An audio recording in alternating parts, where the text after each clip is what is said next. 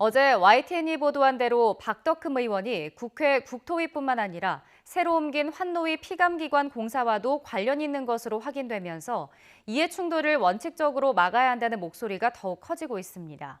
그런데 이해충돌 방지법은 7년 동안 표류 중인데 상식적으로는 너무 당연한 이 법안이 처리되지 않았던 건 그럴 만한 이유가 있었습니다. 이대권 기자입니다.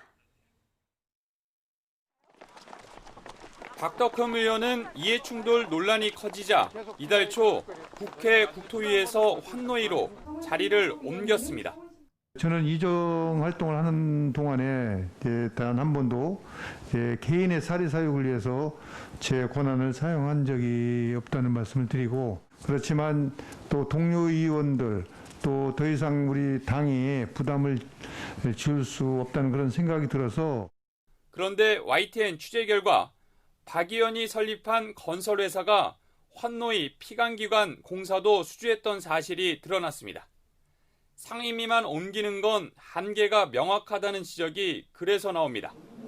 이해충돌 방지법과 같은 근본적 방안이 필요한 이유입니다. 이해충돌 방지법은 지난 2013년 대표적인 부정방지법인 이른바 김영란법과 함께 추진됐습니다. 19대와 20대 국회에서 발의되었지만 본회의에 가지도 못하고 폐기됐습니다. 21대 국회에서도 6월에 이미 발의됐습니다. 사적인 이해관계가 있는 공직자를 해당 직무에서 회피하도록 직무와 관련된 영리활동을 제한하는 게 핵심입니다.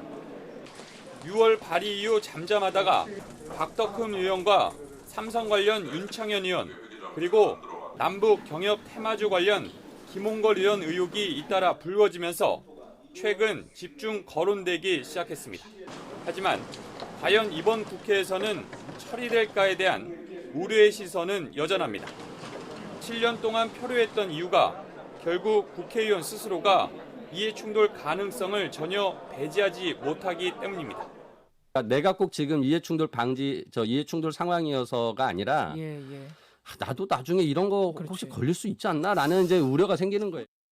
여야를 떠나 오늘의 공격수가 내일의 수비수가 될 수 있다는 국회의원들의 이해관계 때문에 그동안 이해충돌 방지법을 처리하지 않았던 겁니다. 스스로 족쇄를 채우지 못했던 건데 갈수록 공정가치를 중시하는 사회 분위기상 이번 국회에서는 그나마 희망적입니다. YTN 이던우입니다.